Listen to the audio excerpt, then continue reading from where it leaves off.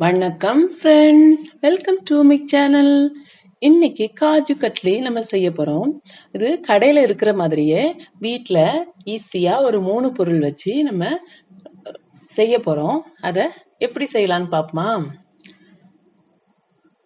அதுக்காக ஒரு cashew nut இப்போ 1.5 கப் இருக்குது. நம்ம இதை அரைச்சி பொடி பண்ண பிறகுதான் மெஷர்மெண்ட் எடுக்கணும்.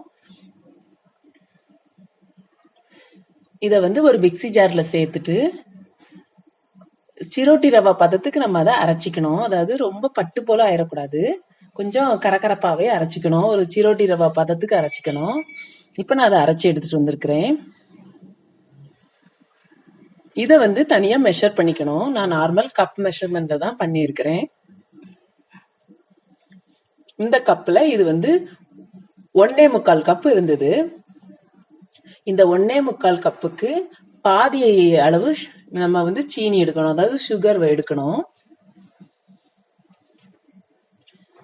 சுகர் 1.25 கப்ல பாதி அளவு நான் எடுத்து வச்சிருக்கிறேன். ஓரளவு 3/4 கப்புக்கு கொஞ்சம் அதிகமா வந்தது.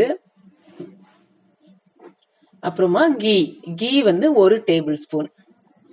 இப்ப நம்ம பாகு பண்ணலாம். பாகு 1 ஸ்ட்ரிங் கன்சிஸ்டன்சி நமக்கு வேணும். அதுக்கு தண்ணி ஒரு 6 டேபிள் ஸ்பூன் ஊத்துனேன். அதாவது அரை கப்புக்கு கொஞ்சம் கம்மியா வந்தது. ஊத்தி நல்லா கரைஞ்ச பிறகு அது பாகு பதம் வர்றது வரை வெயிட் பண்ணணும். இப்ப நல்லா இது பாகு பதம் கன்சிஸ்டன்சி எல்லாருக்குமே பார்க்க தெரியும். நம்ம கையில லைட்டா தண்ணி தொட்டுட்டு இந்த பாகை எடுத்து அப்படியே பார்த்தோம்னா அப்படியே 1 ஸ்ட்ரிங் கன்சிஸ்டன்சி, அதாவது ஒரு ஸ்ட்ரிங் மட்டும் அந்த மாதிரி வரும். அப்படி வந்துச்சுன்னா அது 1 ஸ்ட்ரிங். இந்த டைம்ல நம்ம இந்த முந்திரி பருப்பு பவுடரை கொஞ்சம் கொஞ்சமா சேர்த்து கிளறணும். அது போல ஸ்டவ் கூட சிம்ல தான் இருக்கணும் இந்த டைம்ல.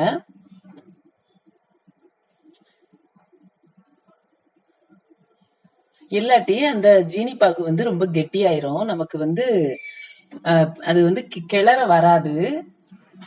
இப்ப இதை எல்லாமே சேர்த்தாச்சு. சேர்த்து நல்லா கிளறணும். கிளறி ஒரு டோ மாதிரி நமக்கு அது கிடைக்கும். சப்போஸ் சீனி பாகு இந்த டைம்ல நம்ம ஸ்டவ்வும் ஆஃப் பண்ணிடுவோம். ஜீனி பாகு ஒருவேளை கட்டி ஆயிடுச்சுன்னா நமக்கு அது அந்த டோ பதம் வராது. இப்போ அந்த இருக்கிற கூடிய அந்த 1 டேபிள் ஸ்பூன் நெய்யை நான் இதுல சேர்த்துடுறேன். சேர்த்து நம்ம கிண்டும் போது ஒருவேளை நமக்கு அந்த டோ பதம் வரலன்னா அதுல ஒரு சின்ன ஒரு 2 டிராப் தண்ணி ஊத்தி நம்ம திரும்பியும் நல்லா அதை கிளறிக்கிட்டோம்னா நமக்கு அந்த டோ பதம் வந்துடும். அப்புறம் அந்த கடாயோட ஹீட்லயே வச்சு கொஞ்சம் இதே மாதிரி அப்படியே மாத்தி மாத்தி பிசைஞ்சிக்கணும். அதாவது இப்ப கை போட்டு பிசைய முடியாது, ரொம்ப ஹீட்டா இருக்கிறதுனால நான் ஸ்பேச்சுலா வச்சு நான் அதை அப்படியே பிசைஞ்சிக்கிறேன். இதை மாறி மாறி இப்படியே வைக்கும்போது அது தன்னாலேயே சூடு ஆறும்போது நமக்கு அந்த ஜீனி பாக்கு டைட் ஆகும். அப்ப அது ஆட்டோமேட்டிக்காவே நமக்கு ஒரு டோ பதம் வந்துடும். இந்த நல்ல ஆறுன பிறகுதான் இதை பிளேட்ல கொட்டி நம்ம அதை சமம் பண்ணி வைக்கணும். இப்ப நான் இப்பவே பிளேட்ல ஒரு பிளேட்ல கீ போட்டு வச்சிருக்கிறேன். இப்போ ஓரளவு நம்ம கொஞ்சம் ஆறிடுச்சு. நம்ம கை சூடு பொறுக்கிற அளவுக்கு இப்போ ஆறிடுச்சு. அதை நான் ஸ்பேச்சுலா வச்சேன். பிளேட் ஃபுல்லா நல்லா எவ்வளவு தின் லேயர் பண்ண முடியுமோ அந்த மாதிரி தின் லேயராட்டு இதை நல்லா மேல நல்லா சமன் பண்ணி விடணும். ஏதாவது ஒரு ஸ்பூன் வச்சு கூட நம்ம சமன் பண்ணி விடலாம். இப்ப இதை நல்லா சமன் பண்ணிட்டு இன்னும் கொஞ்சம் ஒரு ஸ்டெப் ஆறணும். ஆறின பிறகுதான் நம்ம பீஸ் போட முடியும். இப்ப ஒரு ஸ்டெப் ஆறியாச்சு. அதுக்கு பிறகு ஒரு கொஞ்சம் சூடு இருக்கும் போதே நம்ம அதை கட் பண்ணி விட்டுறணும். இல்லாட்டி அது கட் பண்ண முடியாது.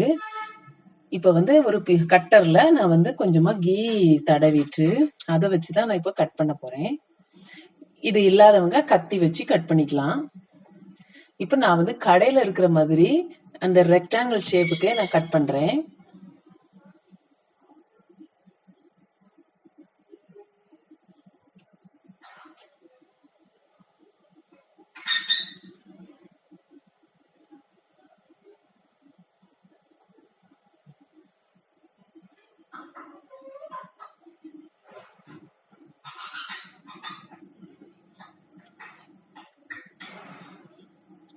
இந்த மாதிரி கட் பண்ணும்போது நமக்கு வந்து கடையில எப்படி இருக்குமோ அதே போலயே இருக்கும். அப்போ நம்ம வந்து கடையில வாங்கின மாதிரியே இருக்கும். இப்போ வந்து நல்லா ஆறுன பிறகுதான் அதை வந்து நம்ம பிளேட்ல இருந்து எடுக்கணும்.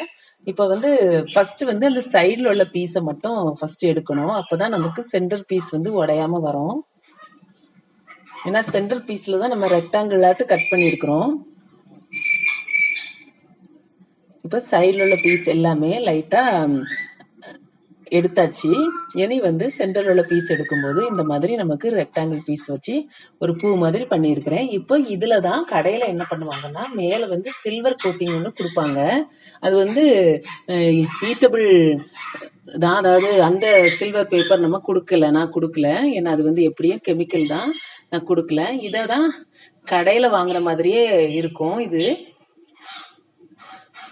நம்ம வந்து ரொம்ப ஈஸியா வீட்லயே தீபாவளிக்கு வீட்லயே காஜு கட்லி இப்போ பண்ணியாச்சு. அத போல திக்னஸ் மட்டும் நமக்கு எவ்வளவு பண்ண முடியுமோ அவ்வளவுக்கு அதை வந்து நல்லா சின்ன பீஸா நம்ம சின்ன அதாவது திக்னஸ் வந்து எவ்வளவு மெல்லிசா நம்ம அதை பண்ணணுமோ பண்ணிடணும். அவ்வளவுதான். டேஸ்ட் வந்து ஒரே மாதிரி தான் இருக்கும். இந்த வீடியோ பிடிச்சிருந்தா லைக் பண்ணுங்க, ஷேர் பண்ணுங்க. ஃபர்ஸ்ட் டைம் பாக்குறவங்களா இருந்தா சப்ஸ்கிரைப் பண்ணுங்க. Thank you friends.